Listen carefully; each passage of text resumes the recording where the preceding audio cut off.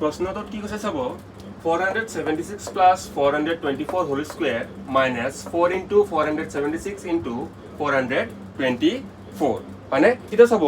মই যদি এটো a বুলি কও এটো b বুলি কও তেতিয়াহলে এটো a হ'ব এটো b হ'ব হয়নে মানে কি হৈ আছে কিন্তু আমাক a plus b whole square minus 4 into a into b আমাক এনেকুৱা হৈ আছে ঠিক আছে আৰু a plus b whole square formula আমি জানো নে কি আছিল a plus b whole square কি আছিল সকলে জানো কি আছিল a square plus b square plus 2ab হয়নে বহুতে কব স্যার 2ab টু চোন মাজত লিখে একেই কথা হয়নে প্লাসৰ ক্ষেত্ৰত আপুনি 2ab টু মাজত লিখে বা পিছত লিখে কোনো প্ৰবলেম নাই খালি সিম্বলটো ভালকে দিলে হ'ল ঠিক আছে আৰু আমি যদি লিখো a - b whole square মানে কি a square plus b square minus 2ab ঠিক আছে আমি 2ab টু সাইডত লিখিছো ঠিক আছে এটা সব এই দুটা ফর্মুলা ইউজ কৰি আমি এটো সলভ কৰিম ঠিক আছে যেহেতু আমি গম পালো কি লাগে a plus b whole square লাগে মানে পিছত আকৌ -4 into কি আছে a into b আছে হয়নে এটা সব মই যদি এইখিনি ডাইৰেক্ট 476 লিখিবলৈ বহুত ডাঙৰ হয় মই কি কৰিছো a আৰু b ধৰি লৈছো কি ধৰি লৈছো a আৰু b ধৰি লৈছো কি আছে কি মোৰ a plus b whole square ইমান ডাঙৰটো লিখিবলৈ সময় আপোনাৰ বহুত বেছি লাগিব আপুনি কি কৰিব a আৰু b ধৰি লওক এইখিনি ঠিক আছে এটো জায়গাত a লিখিছো এটো জায়গাত b লিখিছো ঠিক আছে ঠিক তেনেদৰে কিন্তু a কিন্তু b লিখিছো ঠিক আছে -4 into কি হল এখিনি a into b ঠিক আছে পিছত আৰু a আৰু b বিলম পিছত পুট কৰিম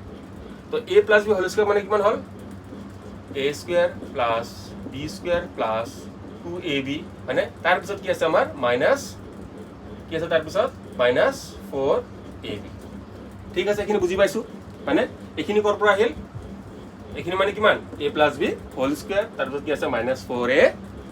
মানে a square আৰু b square কিবা চেঞ্জ হ'ব জানো a square আৰু b square কত নাই a square b square যেনেকুৱা আছে হেনেকুৱাই থাকিব মানে এটা চাব এটো ab এটো ab মানে একে জাতৰ কি হয়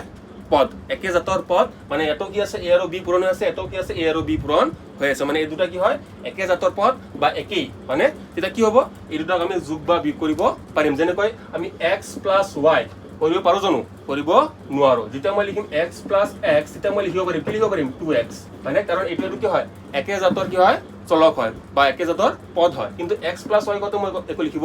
নোৱাৰো কাৰণ কি হয় এই দুটা কি হয় বেলেগ বেলেগ জাতৰ পদ আৰু বেলেগ বেলেগ কি হয় টাৰ্ম হয় কিন্তু এই দুটা কি হয় মোৰ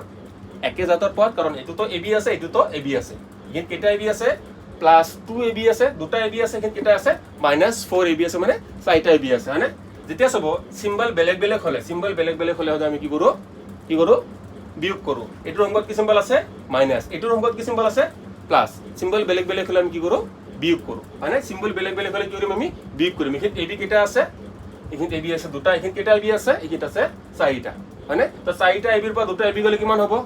চাৰিটা ab ৰ পৰা দুটা ab গলে হদা কিমান হ'ব চাৰিটাৰ পৰা দুটা গলে কিমান সকলে জানো দুটা হ'ব কেটা ab হ'ব ab দুটা হ'ব তাৰ পিছত আপুনি যেতিয়া ডাঙৰ ক্লাছত পাব তেতিয়া আপুনি এখিনি মনত থাকিব লাগিব যেতিয়াই বিগ কৰিব বিগ কৰাৰ লগে লগে এটা বস্তু চাব লাগিব যে ডাঙৰটোৰ মত কি আছে চাৰিটাটো ডাঙৰ আছিল না দুটাটো ডাঙৰ আছিল চাৰিটাটো ডাঙৰ আছিল হয়নে আৰু ডাঙৰটোৰ অংকত কি সিম্বল আছে মাইনাস ডাঙৰটোৰ অংকত যি সিম্বল থাকে সদায় আমি হেতু মাইনাস হেতু পুট কৰো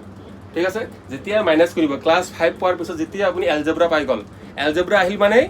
বিগ কৰিলে মানে আপুনি এটো বস্তু চাব লাগিব যে ডাঙৰ যেটো পদ আছে মানে যেটো ডাঙৰ পদ আছে ডাঙৰ পদটোৰ সন্মুখত কি সিম্বল আছে তো এই 2ab আৰু 4ab একে জাতৰ পদ এটো আমি যোগ বা বিয়োগ কৰিব পাৰিম মানে যেহেতু বেলেগ বেলেগ সিম্বল আমি কি কৰিলো বিয়োগ কৰা হোৱাৰ পিছত বিয়োগ কৰা শেষ বিয়োগ কৰি কোন পালো 2ab পালো কিয় বিয়োগ কৰিলো বেলেগ বেলেগ সিম্বল এতিয়া কামটো আহিব আমাৰ সিম্বল বহোৱা সিম্বলটো যেহেতু ডাঙৰটোৰ অংকত কি সিম্বল আছে মাইনাস আছে একিন আমি মাইনাস বহাম যদি ডাঙৰটোৰ অংকত প্লাস সিম্বল থাকিলে আমি কি পালো হয় প্লাস সিম্বল পালো ঠিক আছে এইখিনি বুজি পালো এইখিনি পৰা এইখিনি কেনেকৈ আহিল বুজি পালো এতিয়া চাব a square plus b square minus 2ab মানে a square plus b square minus 2ab মানে কিমান a square plus b square minus 2ab মানে a minus b whole square মানে কি হয় a minus b whole square মানে এইখিনি যদি মই পাতি ক্যালকুলেশন কৰো লাস্টত যাই কি পাম মই 4 কিমান পাম a মানে কিমান ধৰিছিলো আমি 476 minus 424 whole square মই এনেকৈ পাম ঠিক আছে কাৰণ ইমান ডাঙৰ কৰি যদি লিখিব যায় আপোনাৰ বহুত সময় নষ্ট হৈ যাব মানে এখিনি মুখে ক্যালকুলেশন কৰিব পাৰি যিবোৰ লৰা চলি এইটো ফৰ্মুলাবোৰ ভালকে জানে ক্যালকুলেশন ভালকে কৰে বা প্ৰেক্টিস ভালকে কৰে তেওঁলোকে এখিনি মুখে ডাইৰেক্ট ইটো লাইনত আহি যাব পাৰিব ঠিক আছে তো কি হল আমাৰ মাইনাস কৰি দিও ইটাৰ ভিতৰখিনি মাইনাস কৰিব পাৰো হয়নে মাইনাস কৰিলে কিমান হ'ব 6 ৰ পৰা 4 গলে 2 হয়নে 7 ৰ পৰা 2 গলে 5 4 ৰ পৰা 4 গলে কিমান 4 পৰা 4 গ'লে 0 তো 52 স্কয়াৰ 52 স্কয়াৰ কৰি দিয়ক 52 ইনটু 52 52 টেবল জানে নে 52 2 যা কিমান 104 হাতত থাকিল 10 52 5 যা 110 আৰু 10 120 ভালকে কৰক ওলাই যাব কিমান হ'ব 4 10 10 হাতত থাকিল 1 26 কিমান হ'ল 270 কিমান হ'ল 2704 মানে কিমান হ'ল 2704 মানে আমাৰ যিখিনি ক্যালকুলেশন ছিল এইখিনি যদি আপুনি ডাইৰেক্ট কৰিব যায় তেতিয়া কিন্তু বহুত সময় নষ্ট হৈ যাব সেইকাৰণে আপুনি ab ধৰি ল'ব ab ধৰি কেনে এইখিনি পাব এইখিনি পোৱাৰ পিছত ভ্যালুটো পুট কৰি কেনে লাষ্টত আপুনি সৰু এটা কি পাব সংখ্যা পাব তাক আপুনি স্কয়াৰ কৰি দিয়ক ভ্যালুটো পাই যাব ভ্যালুটো আমাৰ এনে শুদ্ধটো কোনটো হ'ল আমাৰ শুদ্ধটো হ'ল 2704 মানে এই ফৰ্মুলাবোৰ কিন্তু আপুনি ভালকে মনত ৰাখিব লাগিব